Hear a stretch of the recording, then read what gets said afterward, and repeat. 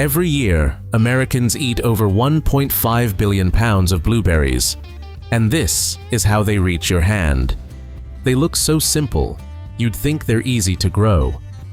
But in reality, blueberries are one of the hardest fruits to grow in America. The soil has to be chemically broken down to acid. The flowers need millions of rented bees trucked across America. The bushes have to be redesigned for harvesting machines. Every blueberry you eat is the result of a multi-billion-dollar tech chain, and if any link breaks, the entire American blueberry industry disappears in a single season. The American blueberry industry is a multi-billion-dollar business, and it's growing fast. The US produces around 660 million pounds of blueberries per year, mainly from Washington, Oregon, Georgia, and Michigan.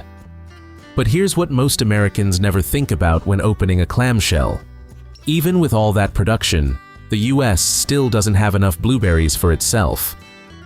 In 2025, the US imported 720 million pounds, most of it from Peru, Mexico, and Chile. Why? Because blueberries aren't a fruit just anyone can grow. They demand rare soil, specialized labor, custom machinery, and millions of dollars in investment before the first berry. To understand why blueberries became America's hardest crop, we have to start with the simplest thing of all: the soil beneath the bush. Most American crops thrive in neutral soil, pH near 7. Blueberries don't. They need strongly acidic soil, pH 4.5 to 5.5.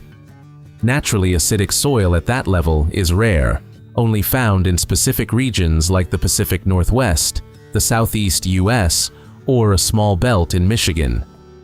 If your farm isn't in those zones, you have to break your own soil, turn it acidic yourself. The main weapon is elemental sulfur, a white powder. When applied to soil, bacteria convert it into sulfuric acid, slowly pulling the pH down. In Oregon, some farms use a sulfur burner, burning liquid sulfur to create SO2 that's injected directly into irrigation. Faster results, but more dangerous. Running it is like managing a chemical reactor. The soil breaking process takes 6 months to 2 years, depending on starting pH. Each acre needs 1,000 to 2,000 pounds of sulfur, and the process must be maintained yearly. If pH drifts even 0.5 units, too alkaline or too acidic, entire bushes can die because they can't absorb iron, a critical nutrient. To keep pH stable, every modern American blueberry farm uses drip irrigation, running along every row of bushes. The water carries a special mix called fertigation, fertilizer and acid dissolved in irrigation, delivered straight to the roots. A dashboard controls everything through real-time pH sensors. Every hour, the system measures pH at multiple field points. If drift detected, software automatically pumps more acid or reduces fertilizer. No guessing, no trial and error. This is why a new American blueberry farm costs $15,000 to $25,000 per acre to establish, just for soil, drip, fertigation, and sensors. And critically, farmers wait 2 to 3 years before the first berry. In other words, before a blueberry bush yields a single berry, farmers have already invested millions just to turn American soil into something the plant will accept. But even with the soil ready, that's not yet a plant. Blueberries aren't grown from seeds. The bushes in American fields are clones, replicated from a single mother plant, multiplied by the millions in a lab. The process is called tissue culture. A tiny tissue sample from a mother plant grows in a jar of nutrients, and in a few weeks becomes thousands of identical plantlets.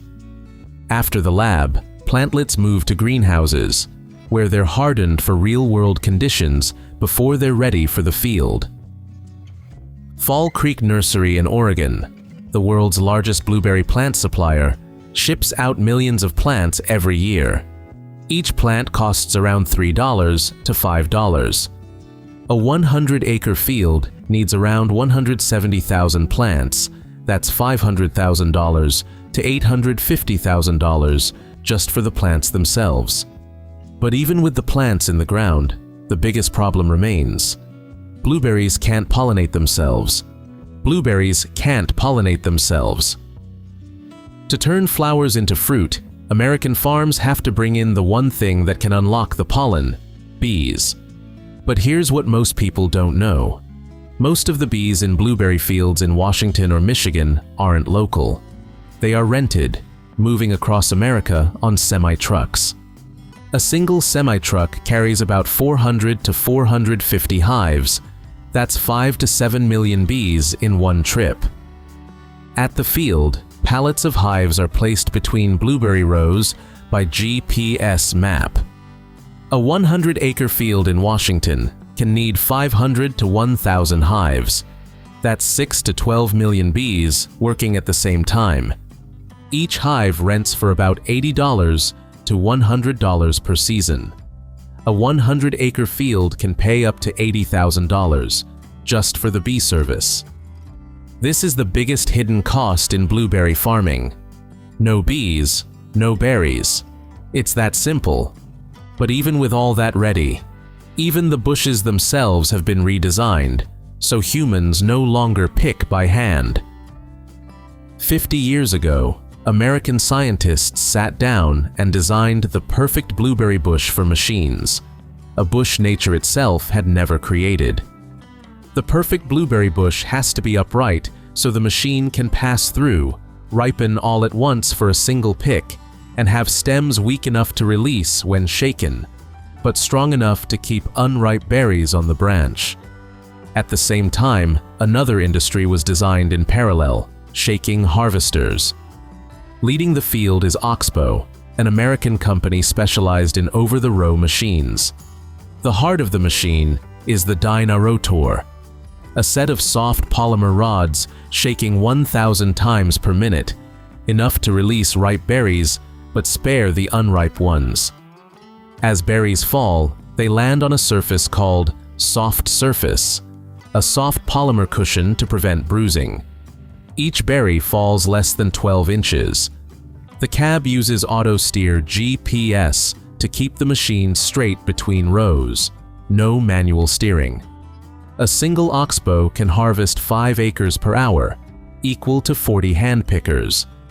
But even with the right bush and the right machine, there's still a race harder than shaking berries off a bush: the race against time. When the harvester leaves the field, the blueberries are still alive. They're still breathing, still giving off heat, still softening, and the clock has already started ticking. American growers have just 4 hours to bring berries from the field down to 32 degrees Fahrenheit. Miss by an hour, lose a week of shelf life. Berries just picked can reach 85 degrees Fahrenheit. First, they're loaded onto refrigerated trucks, heading to the nearest megafactory, which processes over 200 million pounds of blueberries each year. At the receiving dock, pallets enter a forced air cooling tunnel, a system that blows cold air through every container. In 90 minutes, each berry must drop from 85 degrees Fahrenheit to 32 degrees Fahrenheit, close to freezing, but not over. Once berries hit 32 degrees Fahrenheit, the pallets enter the processing line. But here's where a blueberry megafactory differs from any other fresh produce plant, because there's one thing that's strictly forbidden here. Here's a shock for most Americans. Fresh blueberries are never washed with water in the megafactory. You heard right, not a single drop of water touches the fruit, from field all the way to the clamshell. The reason lies in that white frosty coating you see on the skin, called bloom. It's a natural wax layer, just like on grapes and plums, that locks moisture inside and blocks bacteria outside. One drop of water can wash away that bloom, and when the bloom is gone, shelf life crashes from 14 days down to just 3, too fast to reach the consumer. So what does the megafactory use instead of water? AIR blast cleaners, high-pressure jets that blow away leaves, stems, dust, and insects. The bloom stays intact, the berries stay completely dry. Next comes the destemmer, 2 rows of hard anodized aluminum rollers spinning in opposite directions. Round berries roll through the gap, while stems and clusters get caught and removed, all without scratching the skin. This is where the megafactory truly stands apart. Not 1, not 2, but 3 consecutive layers of AI sorting, each more refined than the last. After destemming, berries enter AI sorting, not once, but 3 times. First comes the Tomra Neon Pre-Sorter, which quickly removes over 95% of remaining clusters and 90% of green or red berries. Then comes the main sorter, the Tomra Helios or MAF Rhoda Airjet. Each berry is photographed up to 30 times from every angle, in a 1/10 of a second. AI sorts by color, size, ripeness, and 5 levels of firmness measured by vibration sensors. Rejects are separated from the conveyor by air jets faster than the blink of an eye, just 1 millisecond. And before packaging, there's still one last inspection, by human eyes. Workers check from above, catching any berry the AI might have missed. Approved berries flow down a precision line, the multi-scale weigher. 4 electronic scales run in parallel, each holding a small handful. The system calculates which combination adds up to exactly 125 grams, accurate to within a single 2-gram berry. Once the right combination is selected, the system releases berries into the clamshell, through a gentle dispensing mechanism that doesn't scratch the bloom we just learned about. A modern line packs 80 clamshells per minute, almost 1 box every second. Next is heat seal, sealing the lid with heat instead of plastic snap closures, cutting 30% of plastic waste per box. Each clamshell gets a label with lot code, packing date, and a QR code that traces back to the original field. Clamshells reach the visual robot, a robot with AI camera eyes. It uses vacuum suction grippers to pick and place them precisely into shipping cartons, without a single human hand involved. Full cartons are stacked by another palletizing robot, 1,000 boxes per pallet, and pushed straight into 32 degrees Fahrenheit cold storage. Less than 6 hours since the berries were still on the bush, the pallet is ready for the refrigerated truck. From field to finished clamshell, the entire process takes less than 6 hours. This is how a blueberry from Washington can sit on a Whole Foods shelf in New York within just 48 hours. When you open a clamshell, you're not just eating fruit, you're eating 6 hours of racing against time, millions of dollars in cold infrastructure, and a process that has removed humans from almost every step. But the story doesn't end here. Because nearly half of all American-grown blueberries never make it into a fresh clamshell, they go into an entirely different line, with the exact opposite rule. About 47% of all American-grown blueberries never see a fresh clamshell. They go into the frozen line, built on a technology called IQF, individually quick frozen. And rule number 1 of this line is the opposite of fresh. Water washing is required. Before entering the freezing tunnel, berries go through 3 wash stages: rinse with clean water, sanitize with peracetic acid to kill bacteria, then a final rinse to remove chemical residue. FDA mandates this because frozen berries have caused hepatitis A outbreaks in the past. Inside a -40 degrees Celsius tunnel, each berry is blasted with cold air from every side. The faster the freeze, the smaller the ice crystals, and the more intact the cell walls. A modern IQF line freezes each berry completely in just 6 minutes. A single line can freeze 6 tons of blueberries per hour. When thawed, the berries keep their shape, flavor, and most of their nutrients. This is why you can buy blueberries year-round. Fresh lasts 14 days, frozen lasts up to 2 years. Fresh goes to supermarket shelves. Frozen goes to Costco, smoothie bars, the food processing industry. Two streams flowing from the same field. But even with both systems combined, America still doesn't have enough blueberries for itself. Here's the paradox. America is one of the world's top blueberry growers. But in 2025 alone, the US imported 720 million pounds, more than its own 660 million pound production. In 2010, Peru barely exported any blueberries. By 2025, Peru supplied over 56% of all US imports, beating every competitor. Why did Peru win this race? The Ica region has a climate that allows year-round blueberry growing. Labor is cheaper, and most important, Peru harvests during America's off-season. Mexico, just across the border, supplies nearly 20%. Chile from South America adds another 15%. This is a logistics network spanning the entire Western Hemisphere.